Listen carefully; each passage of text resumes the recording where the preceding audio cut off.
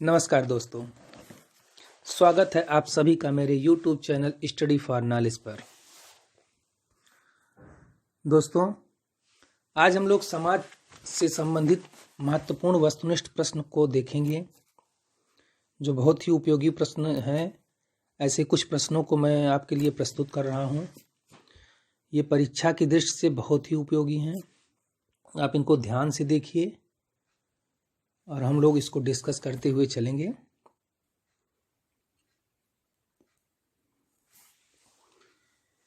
पहला है कि समाज को एक संघ, एक संगठन और औपचारिक संबंधों का योग निम्नलिखित में से किस समाजशास्त्री ने स्वीकार किया है।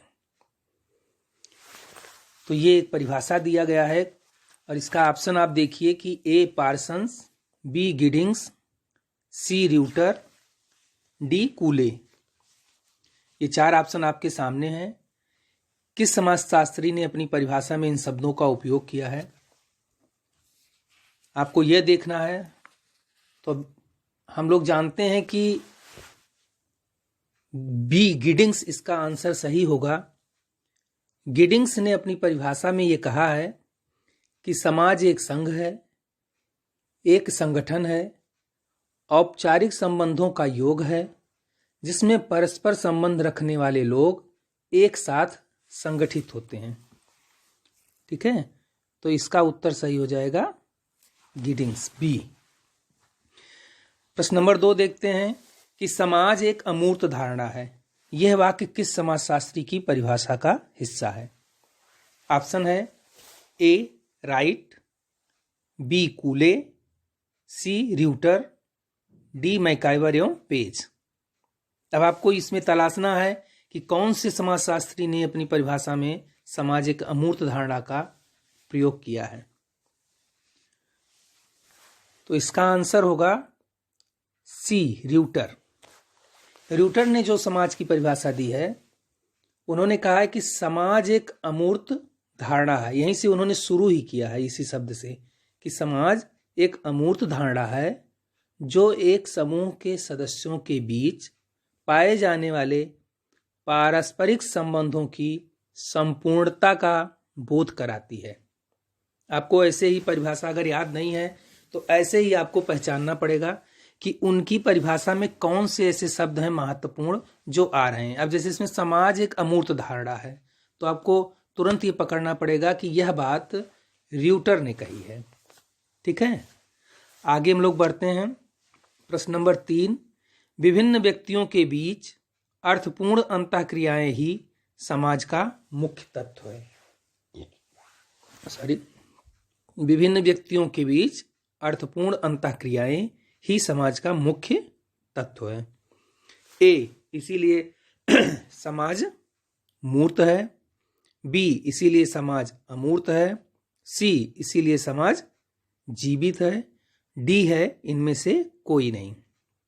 अब आप देखिए कि विभिन्न व्यक्तियों के बीच जो अर्थपूर्ण अंतःक्रियाएं होती हैं वो क्या होती हैं।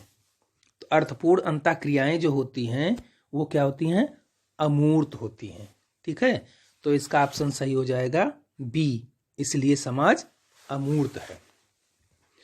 प्रश्न नंबर 4 है कि निम्नलिखित में से कौन सा कथन सही है। आपको इसमें पहचानना है सही कथन को। ऑप्शन ए है समाज में समानता है, ऑप्शन बी है कि समाज में भिन्नता है, ठीक है, ऑप्शन सी है कि समाज में समानता एवं विभिन्नता दोनों है, ऑप्शन डी है समाज में समानता एवं विभिन्नता दोनों नहीं है। अब आपको इसमें एलिमिनेट करना है कि समाज में समानता है। आपको ये देखना है कि इसमें कौन सा सही हो सकता है। समाज में समानता है, सही है। समाज में भिन्नता है, यह भी सही है। ठीक है, समाज में समानता एवं विभिन्नता दोनों है। अब प्रश्न विकल्प ए और विकल्प बी के दोनों विशेषताएं ऑप्शन सी में आ गई। समाज में समानता एवं विभिन्नता दोनों है। अब डी है कि समाज में समानता एवं विभिन्नता दोनों नहीं है, तो हम देखते हैं कि डी वाला जो है गलत है। बाकी ए भी सही है, बी भी सही है। तो चूंकि और ए और बी की दोनों विशेषताएं जो है ऑप्शन सी में आ जा रही हैं, इसलिए ऑप्शन सी सही होगा। ठीक है, तो प्रश्न नंबर 5 हम लोग देखते हैं। कि निम्नलिखित में से कौन सा कथन सही है। प्रश्न विकल्प है ए समाज में सहयोग है, बी समाज में संघर्ष है, ऑप्शन सी समाज में ना सहयोग है ना संघर्ष, ऑप्शन डी समाज में सहयोग भी है और संघर्ष भी। तो हम सभी को पता है कि समाज में सहयोग भी होता है और संघर्ष भी, ये समाज की विशेषता होती है, इसलिए इसका ऑप्शन डी सही होगा। प्रश्न नंबर 6 देखते हैं कि समाज व्यक्तियों का समूह नहीं है, यह समाज में रहने वाले व्यक्तियों के पारस्परिक संबंधों की एक व्यवस्था है। यह परिभाषा किसने दी है? Option A Reuter, option B Wright, C Green, D Giddings.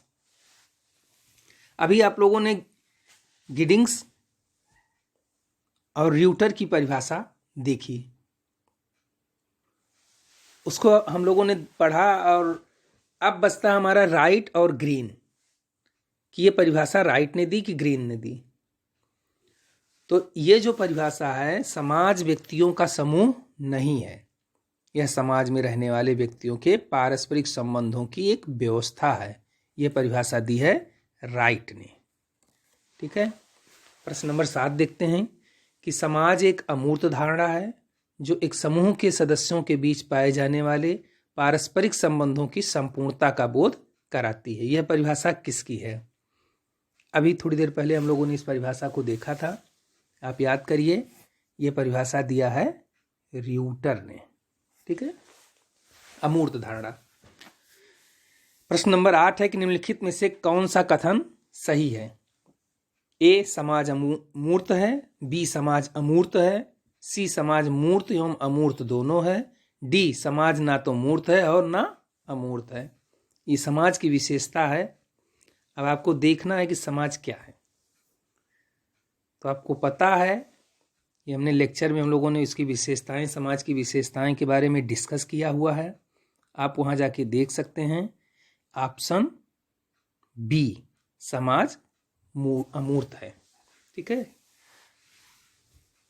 आगे बढ़ते हैं हम लोग। प्रश्न नंबर 9 देखते हैं। प्रश्न नंबर 9 है कि समाजशास्त्र सामाजिक संबंधों के विषय में है। सामाजिक संबंधों के जाल को समाज कहते हैं। बहुत ही प्रसिद्ध परिभाषा है ये सबको पता है। ए किंग्सले डेविस, बी र्यूटर, सी ग्रीन, डी मैकाइबर एवं पेज। समाज सामाजिक संबंधों के विषय में है समाजशास्त्र। सामाजिक संबंधों के जाल को समाज कहते हैं। मैकाइबर और पेज की ये परिभाषा विश्व प्रसिद्ध है। प्रश्न नंबर 10 देखते हैं कि प्रिंसिपल ऑफ सोशियोलॉजी नामक पुस्तक किसने लिखी?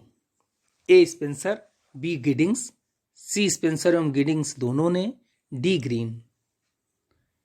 तो प्रिंसिपल्स ऑफ सोशियोलॉजी नामक पुस्तक यह स्पेंसर एवं गिडिंग्स दोनों ने लिखी हुई है। इसी नाम से दोनों ने ये पुस्तक लिखी है, इसलिए आप इसको कंफ्यूज मत होइएगा। ये स्पेंसर ने भी लिखी है और गिडिंग्स ने भी लिखी है इसी नाम से। प्रश्न नंबर 11 देखते हैं कि एक समाज समाज से बिल्कुल भिन्न एक संगठन है। एक समाज समाज से बिल्कुल भिन्न एक संगठन है जिसकी सहायता से लोग अपना सामान्य जीवन व्यतीत करते हैं। एक समाज की यह परिभाषा है। तो यह परिभाषा किसने दी है? ऑप्शन देखते हैं कि क्या है कि मैकाइबर, ए मैकाइबर, बी र्यूटर, सी ग्रीन और डी गिडिंग्स। तो यह परिभाषा एक समाज की जो है वो किसने दी है? यह परिभाषा दी है र्यूटर ने। र्यूटर ने यह परिभाषा दी है। प्रश्न नंबर 12 देखते हैं कि सोसाइटी नामक पुस्तक किसने लिखी है? यह भी बड़ी प्रसिद्ध पुस्तक है। बहुत बार एग्जाम में ये पुस्तक का नाम पूछा गया है, इसलिए ये तो आपको याद ही रहना चाहिए। ए ग्रीन, बी गिडिंग्स, सी र्यूटर, डी मैकाइबर एवं पेज। मैकाइबर एवं पेज, इसका आंसर होगा डी। ठीक है, ये सोसाइटी नामक बुक जो है मैकाइबर एवं पेज ने लिखी है। प्रश्न नंबर 13 देखते हैं कि जहां जीवन है वहां समाज है। यह कथन किसका है?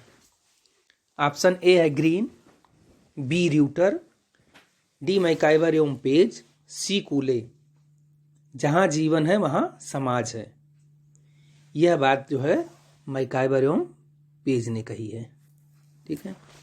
14, प्रश्न नंबर 14 है कि सामाजिक संबंध की निम्नलिखित विशेषताएं होती हैं। बहुत ध्यान से देखना है इसको आपको कि सामाजिक संबंध की विशेषताएं कौन कौन सी होती हैं।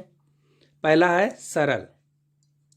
सरल सामाजिक संबंध की विशेषता है। जटिल, निश्चित, अनिश्चित, अर्थपूर्ण। ऑप्शन बी देखिए, जटिल, निश्चित, अर्थपूर्ण, सहयोगी, अनिश्चित। ऑप्शन सी देखिए, अर्थपूर्ण, जटिल, अनिश्चित, सहयोगी, असहयोगी। ठीक है। ऑप्शन डी है निश्चित, सरल, सहयोगी, असहयोगी, अनिश्चित। अब आपको देखना है कि इसमें जो है विशेषता सामाजिक संबंध की कौन सी है। क्या सामाजिक संबंध, अब आपको देखना है क्या सामाजिक संबंध सरल होता है, जटिल होता है, निश्चित होता है, अनिश्चित होता है, अर्थपूर्ण होता है। अब आप एक एक इसमें विशेषताएं देखते चलिए, आपका प्रश्न सॉल्व हो जाएगा। ठीक है। सामाजिक संबंध सरल होता है? नहीं, सामाजिक संबंध सरल नहीं होता। ठीक है। तो इसलिए ऑप्शन ए गलत हो जाता है।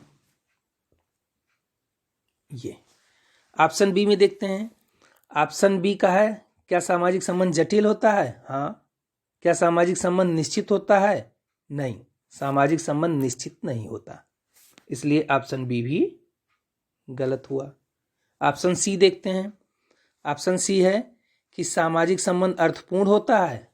हाँ, सामाजिक संबंध का कोई अर्थ होता है। सामाजिक संबंध जटिल होता है? जी, सामाजिक संबंध जटिल होता है। सामाजिक संबंध अनिश्चित होता है? हाँ, सामाजिक संबंध अनिश्चित होता है, इसकी कोई निश्चितता नहीं होती, ये बदलता रहता है। सामाजिक संबंध सहयोगी होता है? हाँ, सामाजिक संबंध सहयोगी होता है। क्या सामाजिक संबंध असहयोगी भी होता है? बिल्कुल, सामाजिक संबंध सहयोगी और असहयोगी दोनों होता है। तो इसके जितने भी विशेषताएं दी गई हैं वो ऑप्शन सी की सही हैं। तो ऑप्शन डी के देख लेते हैं, कोई मतलब नहीं, निश्चित होता ही नहीं है, इसलिए यह भी ऑप्शन गलत है। इस प्रकार से हमारा ऑप्शन सी सही होगा। प्रश्न नंबर 15 देखते हैं कि समाज सामाजिक संबंधों की ऐसी व्यवस्था है जिसमें रहकर व्यक्ति अपने व्यवहारों का सामाजिकरण करता है। समाज सामाजिक संबंधों की ऐसी व्यवस्था है जिसमें रहकर व्यक्ति अपने व्यवहारों का सामाजिकरण करता है। यह बात किसने कही है? ए मैकाइवर, बी गिडिंग्स, सी राइट, डी ग्रीन।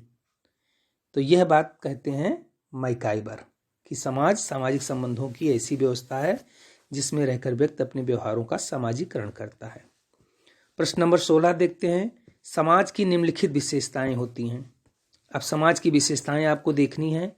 समाज मूर्त होता है, पारस्परिक जागरूकता, परस्पर निर्भरता, सहयोग, भिन्नता, समानता, संघर्ष। ऑप्शन बी में है अमूर्त, सहयोग, समानता, संघर्ष।